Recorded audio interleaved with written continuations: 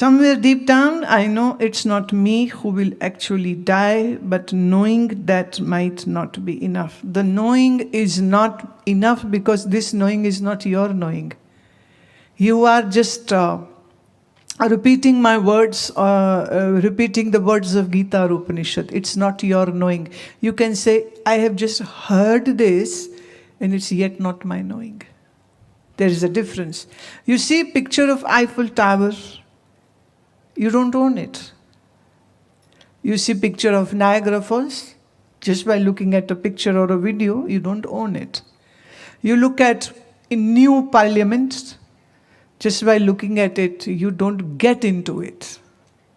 So just by listening to this Vedantic exposition, that I am not body, I am Satchitanand, you haven't actually realized that. It's just a statement which I gave, you heard, and your mind stored it. But just on the basis of this information alone, the fear of death will not go away. So you have to hammer this deep down and convert this information into realization. Like you had a good experience in Yoga Nidra, that you could see your body laying in the bed and you saw the whole procedure is being followed, but yet something is which is not part of all this, but something is there which is witnessing, listening to the instruction, following the instruction. So obviously the mind is processing that. The ears are hearing it, the body is lying on the bed, and you are none of this. So surely you are different. So it will be like that, what's that? So you just need to go much deeper into it. The question which I was just answering, Asha's question about the Vichar Chandrodaya, I want you to do Swadhyay of Vichar Chandrodaya. The Hindi, the English videos are there, the book is there. So use that book or use those videos and just don't be in a rush to finish the chapters. Just go very slow. Absorb everything. I would say you have to relish it. Like, have you ever eaten this very sour tamarind? Well, tamarind can be sweet also. That's why I've said the sour tamarind. When you put it on your tongue, you don't want to wink, but you will be winking. Yeah, because it's so sour. The puckering of the tongue and the eyes and the face muscles is going to happen. So when you eat tamarind, it's very puckering. Your eyes begin to wink and your body is going through this strange kind of experience when you are eating something very, very sour. But people enjoy it, so they eat it. Huh? So you have to enjoy the Vedanta like that. So not be in a rush. Relish it, enjoy it. Relish, enjoy. Listen, enjoy. And repeat. Put it on a repeat mode again and again and again and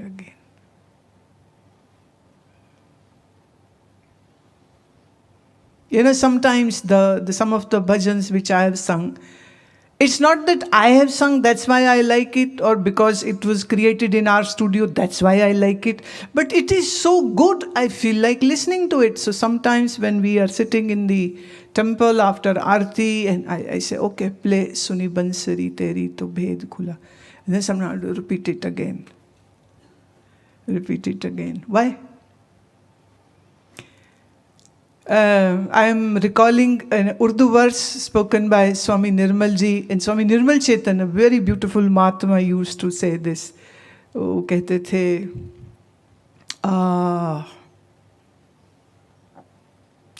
मुझे संभालो है मेरे यारो कि मैं दीवाना हो गया हूँ. मुझे संभालो मेरे यारो कि मैं दीवाना हो गया हूँ. किसी और पे नहीं, मैं खुद पे शैदा हो गया. मुझे संभालो मेरे यारो, मैं खुद पे शैदा हो गया. मेरी दीवानगी का आलम ये है कि किसी और से नहीं, मैं खुद से मोहब्बत कर बैठा हूँ. मेरी दीवानगी का ये आलम है कि मैं किसी और से नहीं, मैं खुद से मोहब्बत कर बैठा हूँ। मुझे संभालो मेरे यारों, मैं खुद पे दीवाना हो गया। तो वेदांत इतना सुंदर है, और बिना वेदांत के ये मोक्ष की अनुभूति जीते जागते और किसी माध्यम से हो ही नहीं सकती। भक्ति मार्ग अच्छा है, पर भक्ति मार्ग में मोक्ष उस ईश्वर के हाथ होता है। अब ईश्वर नाराज हो जाए आपसे तो आपका मोक्ष भी छीन लेगा। देख लो ना बेचारे जय विजय का क्या हाल हुआ। अच्छे भले द्वारपाल थे विष्णु के, राक्षसों के जन्म न पड़ा। बताओ, तो जो मोक्ष किसी का दिया हुआ होगा वो वापस ले लेगा किसी दिन, क्या करोगे तब? तो वेदांत कहता है कि तुम्हारा मोक्ष तुम्हारे ही द्वारा होगा। अपना उद्धार तुम खुद कर सकते हो, पर यह उद्धार होगा उसका जो मोक्ष की इच्छा रखता है। अगर आपके अंदर मोक्ष की इच्छा है तो गुरु कृपा से उस इच्छा में आग लगाई जा सकती है, पर कोई गुरु तुम्हारे अंदर मोक्ष की इच्छा नहीं डाल सकता ना। मैं कितना ही अच्छा गीता उपनिषद को समझा लूं, बता लूं, सुना लूं, लेकिन तुम्हारे हृदय में ABCD किसी के भी मन में क्या मैं श्रद्धा जगा सकती हूं? अब वो है तो है, नहीं है तो नहीं है।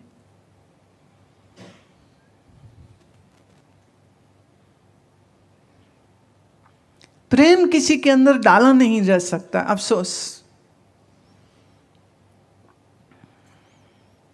वो जो प्रेम का जो वो मस्ती है, जो वो तड़प है, जो वो आग है, वो तो जिसके लगती है वही जानता है, जिसके नहीं लगती है वो तो कल्पना भी नहीं कर सकता है क्या चीज है ये। और विशेष करके लड़के को लड़की से प्रेम हो जाए, अपने माता पिता से प्रेम हो जाए, अपने भाई बहन से प्रेम हो जाए, कोई बड़ी बात नहीं। लेकिन एक अनजान जिससे कोई रक्त का, खून का कोई रिश्ता नहीं, जाति का कोई रिश्ता नहीं, प्रांत का कोई रिश्ता नहीं, ऐसे महात्मा को, ऐसे गुरु के साथ तुम्हारा लबारेज प्यार हो जाए, ये किसी गुरु के बस में नहीं है कि तुम्हारे में वो प्रेम डाल दे। और ये प्रेम जो तुमको फिर सिवाय गुरु के और कुछ सोचने न दे, कि तेरी रात सपनों में भी गुरु हैं, कि तुम दिन उठते हो तो पहले ख्याल गुरु का है, कि तुम जीवन का एक एक पल अपने सदगुरु के साथ बिताना चाहते हो। अब ये चीज कौन किस में डाल सकता है? और ये इतना घनिष्ठ प्रेम हुए बगैर ज्ञान पथ पर चला भी तो नहीं जा सकता है, और ये प्रेम कोई किसी में डाल भी नहीं सकता है। बड़ी मजबूरी है ये। एक पंजाबी के सुरेंद्र कौर जी का है ये। है तो वो दुनियावी प्यार मोहब्बत की ही बात, लेकिन मुझे बड़ी पसंद आती है, क्योंकि अर्थ हम क्या देंगे ये तो हमारे ऊपर है ना, लिखने वाले पर नहीं और गाने वाले पर भी नहीं। है तो ये दुनियावी मोहब्बत की बात, लेकिन इसको आप जहां तू आए ना शब्द, तो वो तू को गुरु जानना।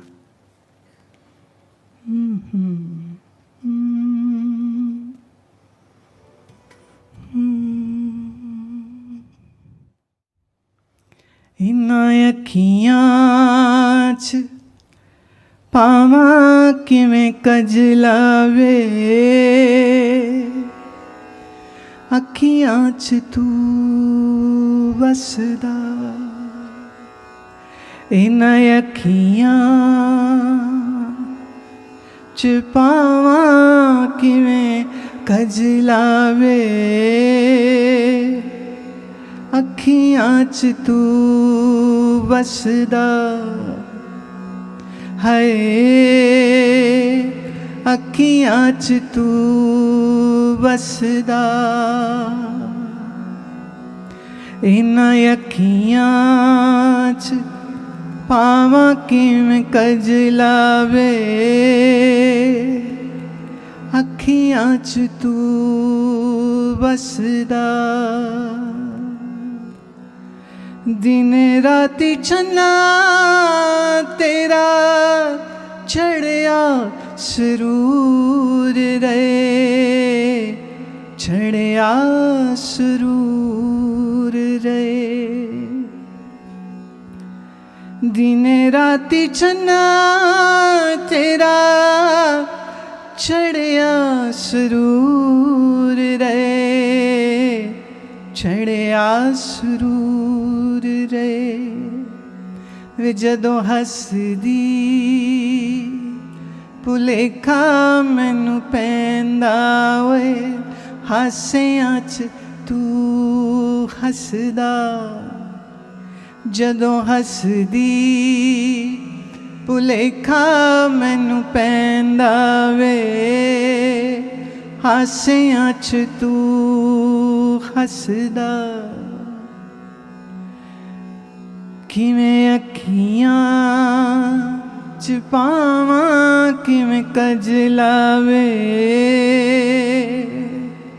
अखियां च तू वसदा, किवें अखियां च पावां किवें कजलावे, अखियां च तू वसदा। हाय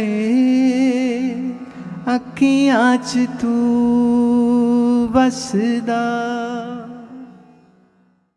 मतलब कि आंखों में मैं काजल भी डालना चाहूं तो कैसे डालूं कि मेरी आंखों में तुम रहते हो। काजल जाने की भी जगह नहीं है कि मैं हंसती हूं तो लगता है मेरी हंसी में भी तुम्हारी हंसी छिपी है, तो हंस मैं रही हूं या मेरे में तू हंस रहा है। ये इतनी दीवानगी एक दुनियावी मोहब्बत करने वाले को अगर हो सकती है तो सोच के देखिए, किसी शिष्य के हृदय में ऐसा प्रेम, इतनी घनिष्ठता से इतना गहरा प्रेम हो जाए तो वो जीवन में शायद फिर और क्या ही कुछ करेगा।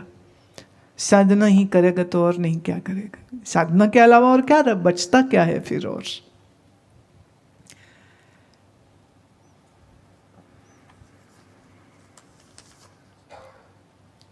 हेमंत चौहान, हम अपने जीवन में विवेक कैसे ला सकते हैं कि क्या सत्य है और क्या असत्य, और इस देह तदात्म अध्यास को मिटा सके।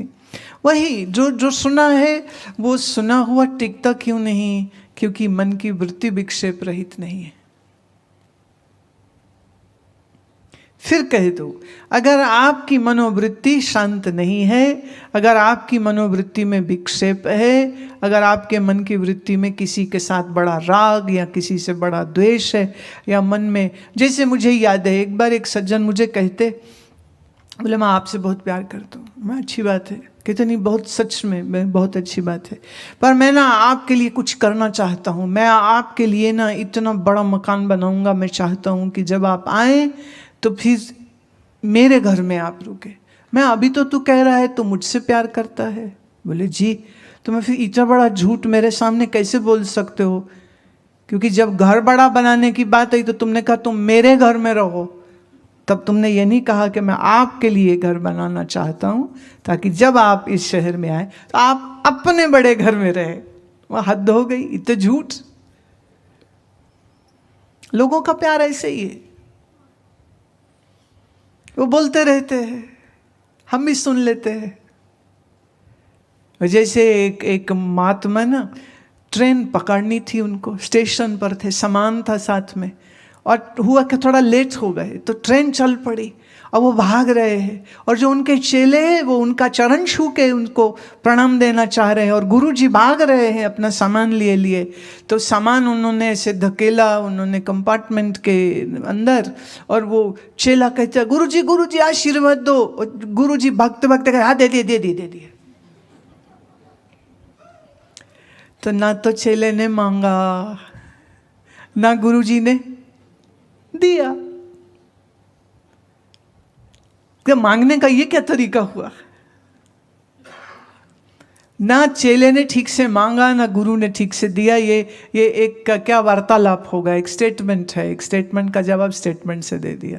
गुरु जी आशीर्वाद दो, आशीर्वाद दो। कई बार होता है जैसे हम किसी के बड़ी क्लोज प्रॉक्सिमिटी में है, एयरपोर्ट पे या कहीं ना कहीं मैं काबू आ जाती हूँ जब, तो हाँ अरे आप सोच ही नहीं सकते। मैं अभी हम हैदराबाद के लिए दिल्ली एयरपोर्ट पे थे, तो सडनली एक ग्रुप था झारखंड का, तो वो बहुत बड़ी फैमिली थी, उन्होंने हमें देख लिया। अब वो सारा फैमिली ने ऐसे मुझे घेर लिया, मैं कुर्सी में बैठी हूँ, बोले हम फ़ोटो खिंचा ले, फ़ोटो खिंचा ले। मैं क्या बोलूँ, ले लो। 3 आगे बैठ गए, एक माता जी तो कमेंट्री नॉन स्टॉप कम। अरे एक ठो हमको लगा ये तो वही हैं, फिर लगा वो यहाँ कैसे हो सकती हैं, अरे आप तो वही हैं, हम तो सालों से आपको सुनते हैं, एक ठो जरा हम क्या करें, हम तो साथ ही बैठ जाते, हम जमीन में तो बैठ ही नहीं सकते। इतना कमेंट्री उसका चला। मैं माता भी जा हूँ, बैठ जा।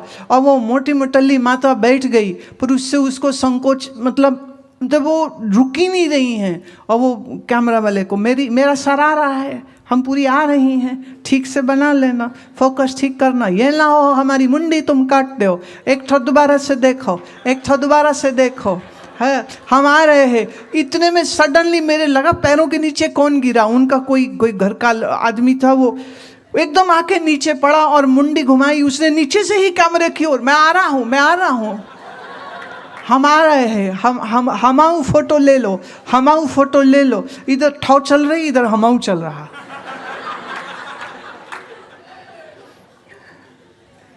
अब फिर जाते जाते फिर इधर हरिमिलन ने कहा, हरिमिलन कहता है चलो चलो चलो।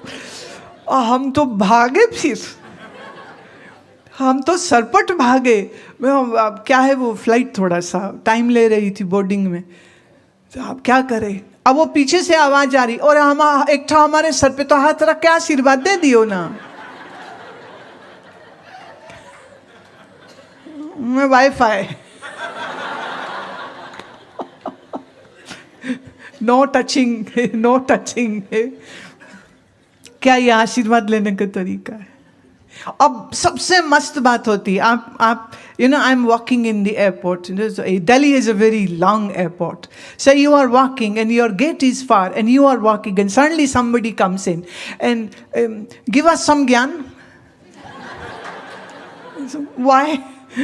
Let me catch my flight. Give us some gyan. Oh, we love you. We hear. I was a child since I'm listening, and I'm looking at that person is 70 years old. Not possible, na? Not possible. How can you listen to me? I was not even born at that time. हम तो बचपन से आपको सुन रहे हैं. Give us some gyan. Okay. I had a question. I said, but I have to catch my flight. So I can't answer you. This is not the place or the time to ask a question. I said, come ashram, come ashram. हाँ जी, हम तो पानीपति रहते हैं. तेरा बेड़ा तेरे.